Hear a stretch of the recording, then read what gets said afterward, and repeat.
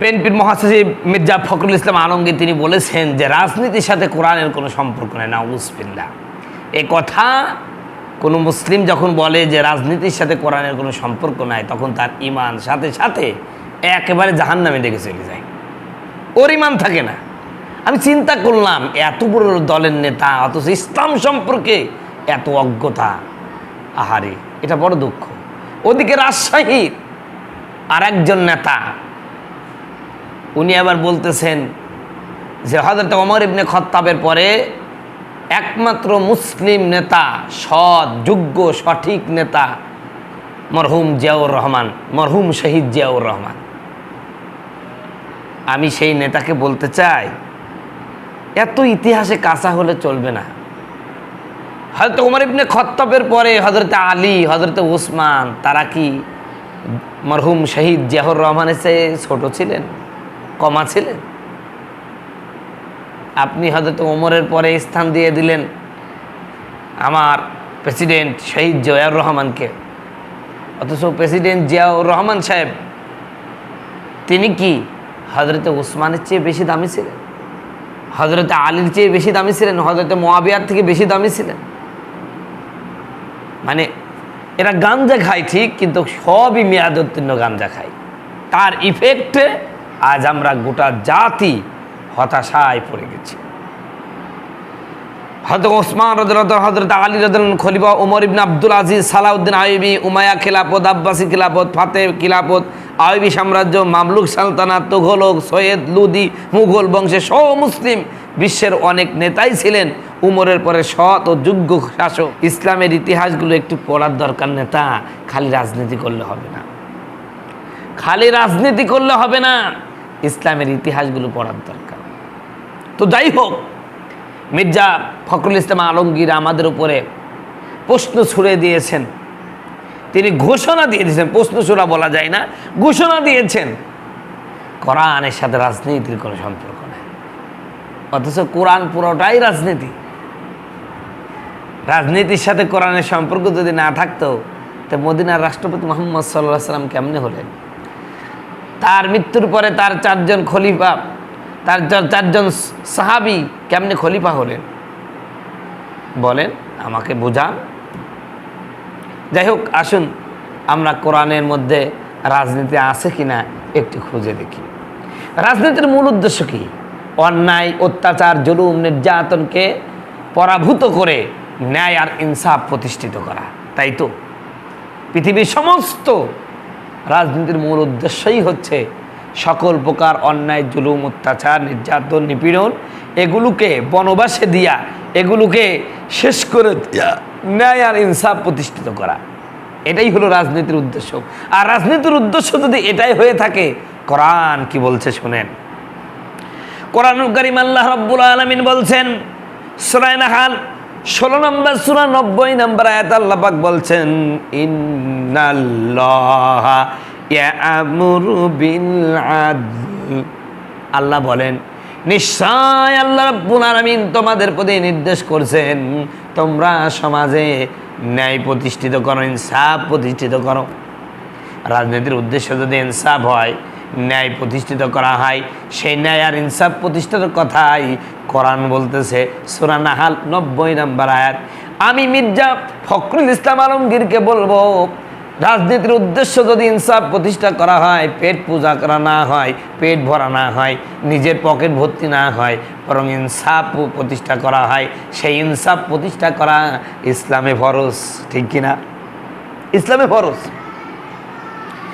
এরপরে সূরাতুন নিসার মধ্যে আল্লাহ রাব্বুল আলামিন কোরআনুল কারীমের আরো মারাত্মক কথা বলছেন রাজনীতি সম্পর্কে। আল্লাহ পাক বলেন, ইন্না আনজালনা ইলাইকাল কিতাবা বিল হাক্কি লিতাহকুমা বাইনান নাস বিমা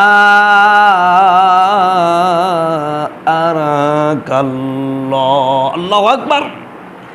আল্লাহ রাব্বুল আলামিন বলেন, হে নবী, নিশ্চয় আমি তোমার প্রতি যথাযথভাবে কিতাব আল কোরআন নাজিল করেছি, যাতে তুমি মানুষের মধ্যে শাসন কার্য পরিচালনা করো, সে অনুযায়ী যা আল্লাহ তোমাকে দেখিয়েছেন। মির্জা ফখরুল ইসলাম আলমগীরকে বলবো, প্রিয় নেতা, আপনি সূরা নিসার 105 নম্বর আয়াতটা তেলাওয়াত করুন। আল্লাহ বলছেন, ও নবী, এ কোরআন খালি ফু দেওয়ার জন্য, মিলাদ পড়ার জন্য পাঠায় নাই। এই কোরআন দিয়ে আপনাকে সমাজ পরিচালনা করতে হবে, রাষ্ট্র পরিচালনা করতে হবে, বঙ্গভবন পরিচালনা করতে হবে, সব কিছু, সেক্রেটারিয়েট বলেন, সব কিছু এ কোরআন দিয়ে আপনাকে পরিচালনা করতে হবে। এরপরে আসেন, আল্লাহ রাব্বুল আলামিন বলেন, শোনো, মুমিনদেরকে যদি আমি রাষ্ট্র ক্ষমতা দিই, তারা সংবিধান কায়েম করবে কি, সংসদে কি পাস করবে, শোনো। আল্লাহ বলেন, আল্লাযীনা ইম্মাক্কান্নাহুম ফিল আরদি আকামুস সালাহ ওয়া আতাউস যাকাত ওয়া আমারু বিল মারুফি ওয়া নাহাউ আনিল মুনকার ওয়ালিল্লাহি আকিবাতুল উমুর। আল্লাহ বলেন, তারা এমন যাদেরকে আমি পৃথিবীর বুকে রাষ্ট্র ক্ষমতা দান করলে, তারা সালাত কায়েম করবে, যাকাত আদায় করবে এবং সৎ কাজের আদেশ দেবে, অসৎ কাজ থেকে নিষেধ করবে, আর সব কাজের পরিণাম আল্লাহরই অধিকার। সূরা 22 নম্বর সূরা 41 নম্বর আয়াত।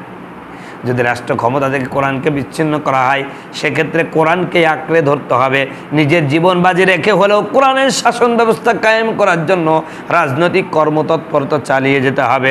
হযরত মুআয বিন জাবাল রাদিয়াল্লাহু তাআলা বর্ণিত, নবী সাল্লাল্লাহু আলাইহি ওয়াসাল্লাম বলেছেন, কি বলছেন শোনেন, আলা ইন্না রাহাল ইসলামি দাইরা, জেনে রাখো ইসলামের চাকা প্রতিনিয়ত ঘূর্ণায়মান হতে, তোমরা আল্লাহর কিতাব কোরআনের সাথে ঘূর্ণায়মান হও।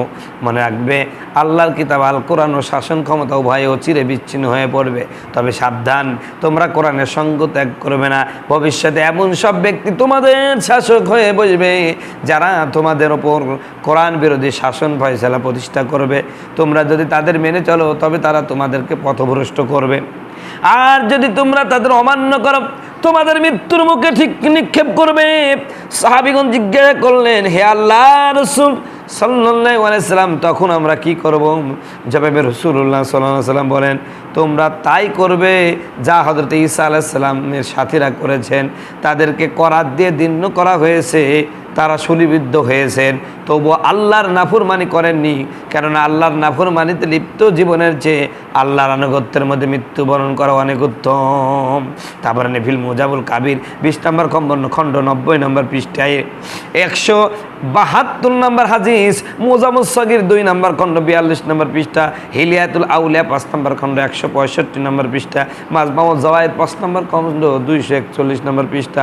আরেকটি হযরত আব্দুল্লাহ ইবনে আরেকটি হাদিস হযরত আব্দুল্লাহ ইবনে আব্বাস রাদিয়াল্লাহু কর্তৃক বর্ণিত, নবী সাল্লাল্লাহু আলাইহি ওয়াসাল্লাম বলেছেন, শোনো, আল ইসলামু ওয়াস সুলতানু আখওয়ানে তাআম লা ইয়াসলু ওয়াহিদুম মিনহুমা ইল্লা বিসাহিবিহি ফাল ইসলামু আসসা ওয়াস সুলতানি হারিসুন ওয়া মা লা আসসালাহু মুনহাদিমু ওয়া মা লা হারিসালাহু দাঈ।